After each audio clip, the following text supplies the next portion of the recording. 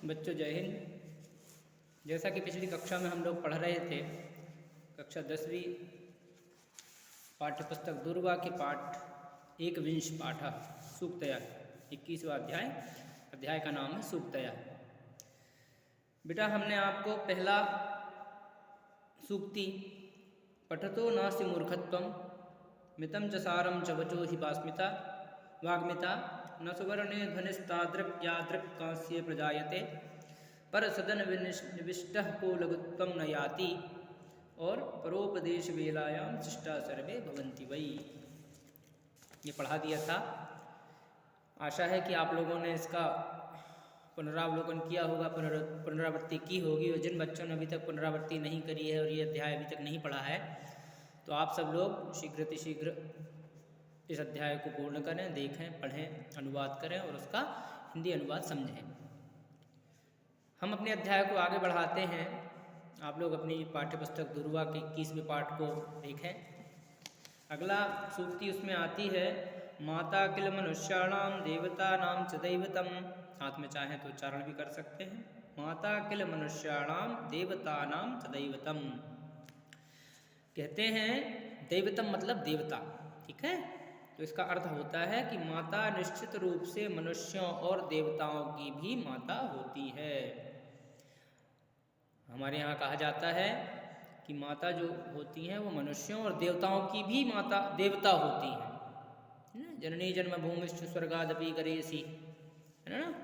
जननी जन्मभूमि स्वर्ग से भी महान है। जननी मतलब माता।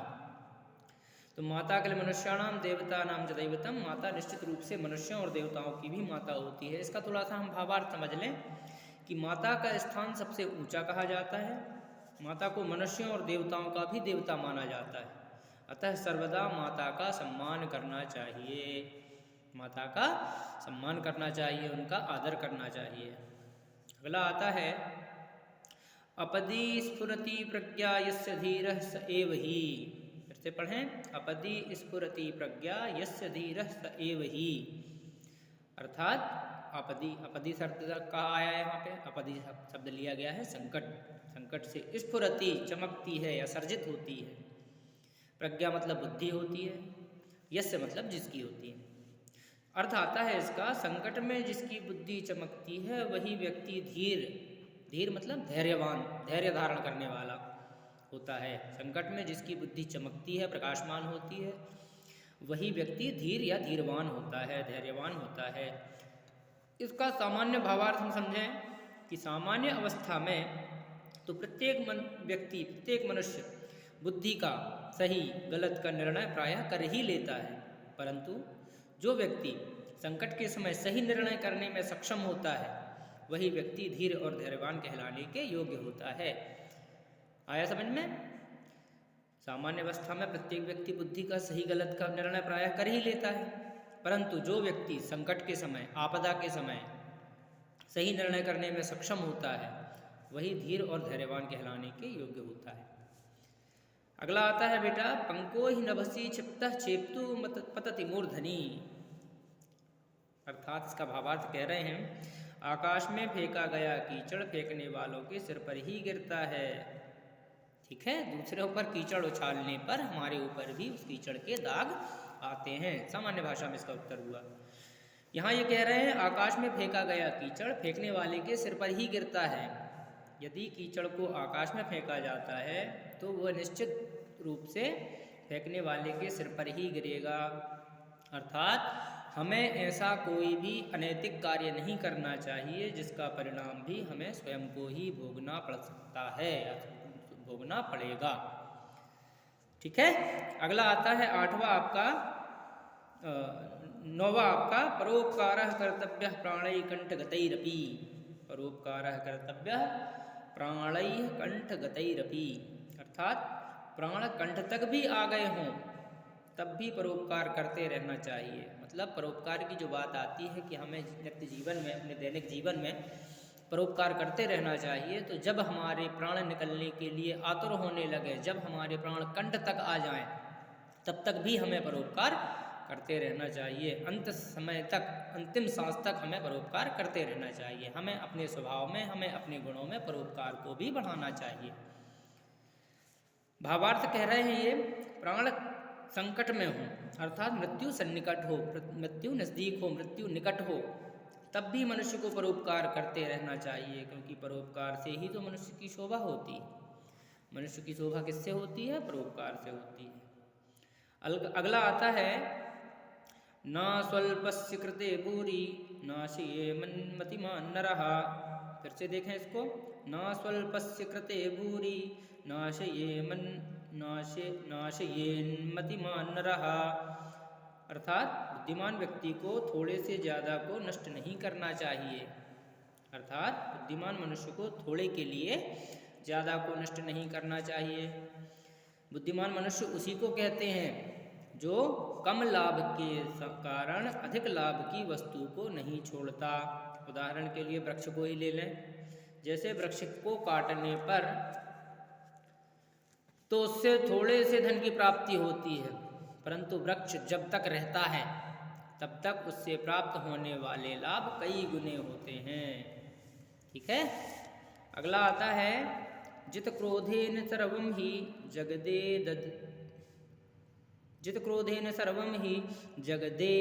तद विजीयते, अर्थात क्रोध को जीत लेने वाला वास्तव में इस संसार को ही जीत लेता है। अर्थात जिस व्यक्ति को क्रोध नहीं आता, मानो वह संसार जीत लेता, मानो उसने संसार जीत लिया।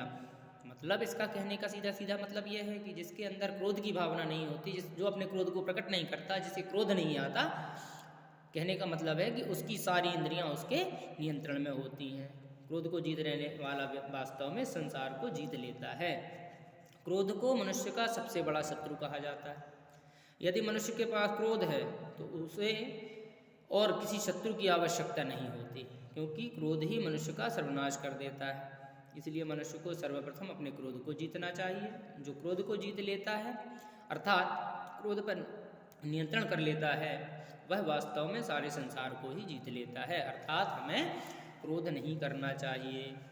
अगला आता है, संतः परार्थम कुर्वाणाम नावेक्षन्ते प्रतिक्रियाम, सज्जन परोपकार करते हुए प्रतिक्रिया को नहीं देखते। जब सज्जन लोग परोपकार करते हैं तब वह प्रतिक्रिया को नहीं देखते हैं कि हमें परोपकार करने से क्या प्रतिक्रिया मिल रही है, इस चीज़ का वो लोग ध्यान नहीं देते।